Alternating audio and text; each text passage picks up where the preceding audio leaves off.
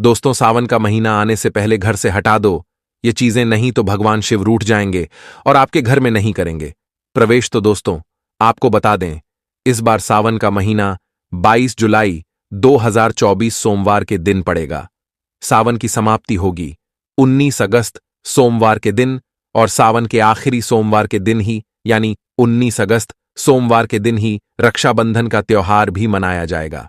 दोस्तों, अब जानते हैं सावन के इस पवित्र महीने में कितने सोमवार पढ़ेंगे और आपको कितने व्रत रखने हैं। आइए जानते हैं। सावन मास का पहला दिन 22 जुलाई दिन सोमवार है।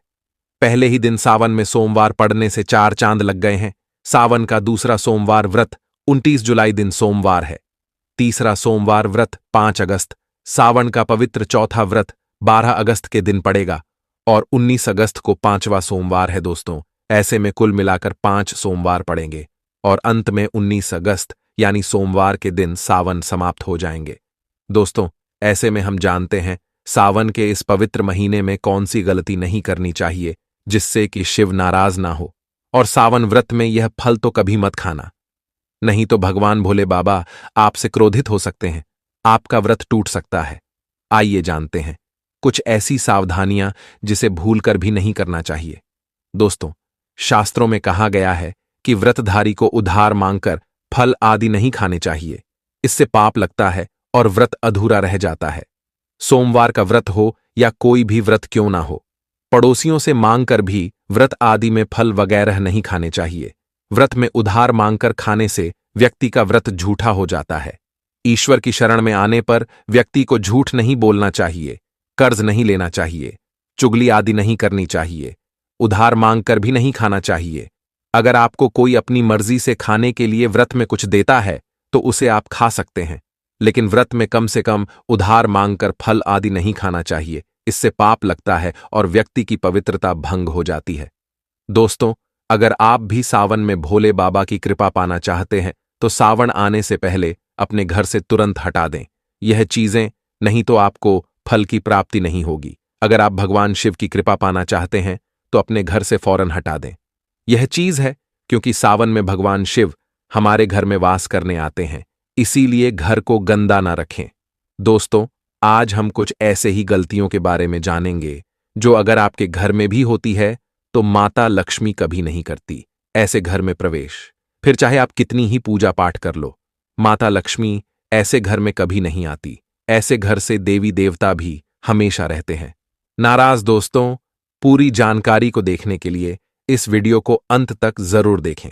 दोस्तों, कमेंट बॉक्स में लिखें हर हर महादेव, ओम नमः शिवाय। महादेव के लिए एक लाइक तो बनता है। दोस्तों, वास्तुशास्त्र के अनुसार घर में सकारात्मक ऊर्जा बढ़ाने के लिए कई महत्वपूर्ण बातें बताई गई हैं। वास्तु के अनुसार घर की हर एक वस्तु नकारात्मक और सकारात्मक ऊर्जा का संचार करती है। अगर उन्हें सही स्थान पर न रखा जाए तो यह घर में नकारात्मकता फैल जाती है, जिसका असर बुरी तरह से घर की आर्थिक स्थिति पर पड़ जाता है और घर में क्लेश बढ़ता है। वहीं अगर उन्हें सही दिशा में और सही स्थान पर रखा जाए तो यह घर में सकारात्मक ऊर्जा फैलाते हैं और घर में सुख शांति बनी रहती है।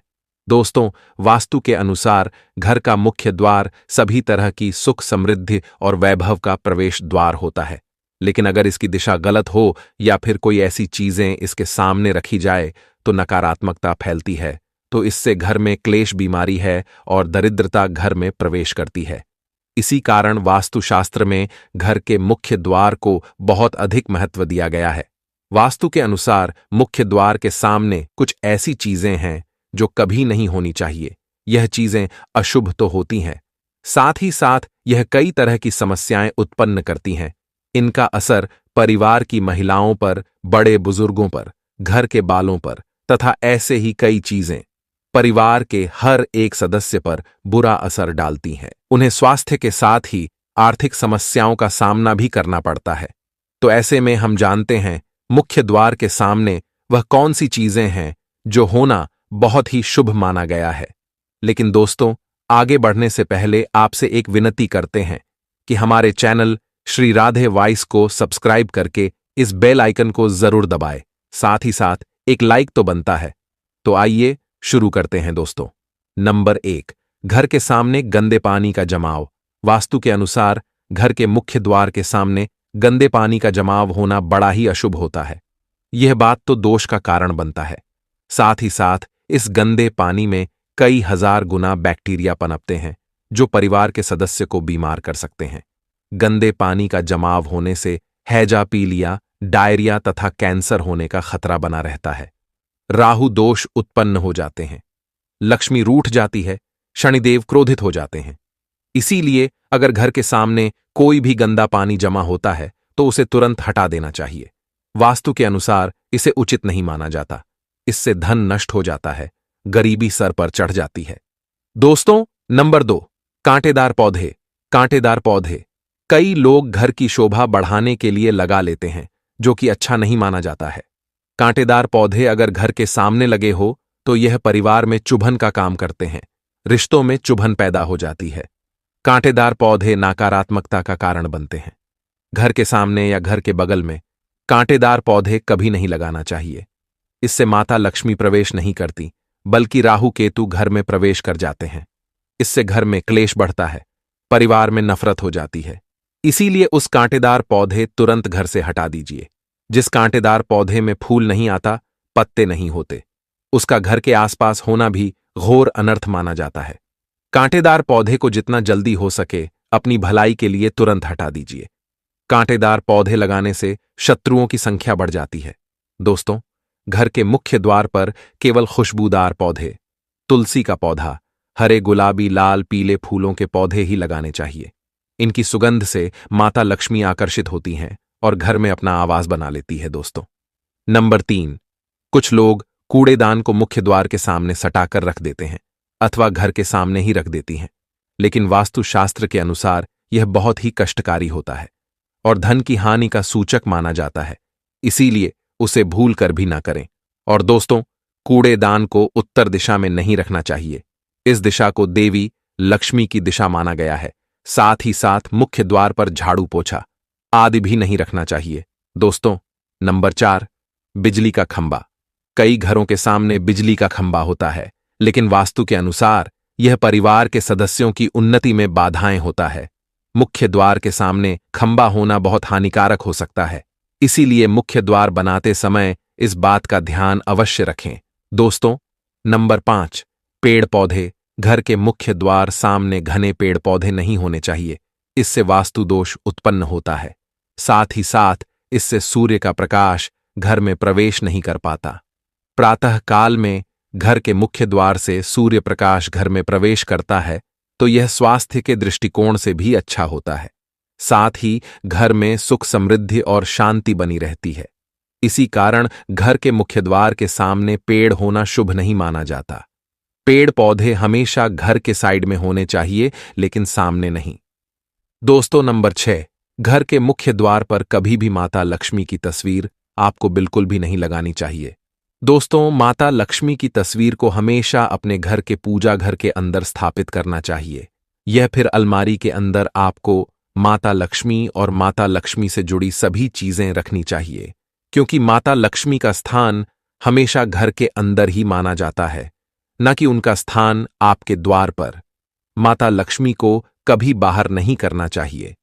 धन की देवी को हमेशा घर में स्थान दिया जाता है। कई लोग क्या करते हैं कि फैशन के तौर पर घर के द्वार पर ही माता लक्ष्मी की तस्वीर लगा देते हैं, तो ऐसे में माता लक्ष्मी दौड़ से ही वापस चली जाती है और घर के अंदर कभी भी प्रवेश नहीं करती। आपको इस बात का जरूर ध्यान रखना चाहिए। प्रवेश द्वार पर चप्पल नहीं रखना चाहिए। इससे प्रवेश द्वार पर नकारात्मक ऊर्जा प्रवेश कर जाती है तथा धन की देवी माता लक्ष्मी नाराज हो जाती है और कभी भी आपके द्वार पर नहीं आती। दोस्तों, नंबर 7, केले के पत्ते अपने घर के मुख्य द्वार पर जरूर लगानी चाहिए। इससे माता लक्ष्मी आकर्षित होती है। ऐसे घर पर सदैव अपना आशीर्वाद बरसाती रहती है। बंदरवाल के माध्यम से समझ लीजिए कि आपके जीवन के अंदर, घर के अंदर माता लक्ष्मी यश, वैभव, कीर्ति और कुबेर के साथ प्रवेश करती है और आपके घर का मुख्य द्वार मालामाल आपको बना देता है। घर का द्वार घर की संपन्नता के बारे में बताता है, तो भूलकर भी घर के मुख्य द्वार के आसपास आपको किसी भी प्रकार कचरा बिल्कुल भी नहीं फैलाना चाहिए। ताकि आपको इसका सकारात्मक परिणाम देखने को मिल सके, न कि आपको उसका नकारात्मक परिणाम झेलने पड़े। दोस्तों, सजावट के तौर पर घर के मेन द्वार पर ऐसे फोल्ड ना लगाएं। ऐसे पौधे जिनके अंदर फूल तो खिलते हैं लेकिन एक दिन में ही मुरझा जाते हैं, जैसे कि छुई-मुई का पौधा। इस तरह के पौधे आपको अपने घर के मुख्य द्वार पर बिल्कुल भी नहीं लगाना चाहिए। ऐसे पौधे जो दूध की जगह दुर्गंध देते हैं, उन पौधों को भी मुख्य द्वार से दूर रखना चाहिए। अपने घर के मुख्य द्वार पर इन पौधों को लगाने से बचें। दोस्तों, घर के मुख्य द्वार पर छोटी छोटी घंटी जरूर लगाने चाहिए, क्योंकि इसकी जो खनखनाहट होती है वह घर में मां लक्ष्मी का प्रवेश कर जाती है और सकारात्मक चीजों को अपनी ओर आकर्षित करती है, और नकारात्मकता इन घंटियों की आवाज सुनकर अपने आप बाहर चली जाती है। तो ऐसी चीज अपने घर के मुख्य द्वार पर जरूर लगाएं और फिर देखिए कि आपको कितना फायदा प्राप्त होता है। दोस्तों, एक बात का ध्यान रखें, घर के मुख्य द्वार पर कभी भी घर की महिलाएं रात्रि के समय या फिर शाम के समय अपने घर की चौखट पर ना बैठें। जो महिलाएं घर की चौखट पर बैठती हैं, खासतौर से शाम के समय, सूर्यास्त के समय, तो ऐसे घर में हमेशा दर्द बनी रहती है। प्राचीन काल से ही यह मान्यता चली आ रही है। वैसे तो चौखट पर बिल्कुल भी नहीं बैठना चाहिए।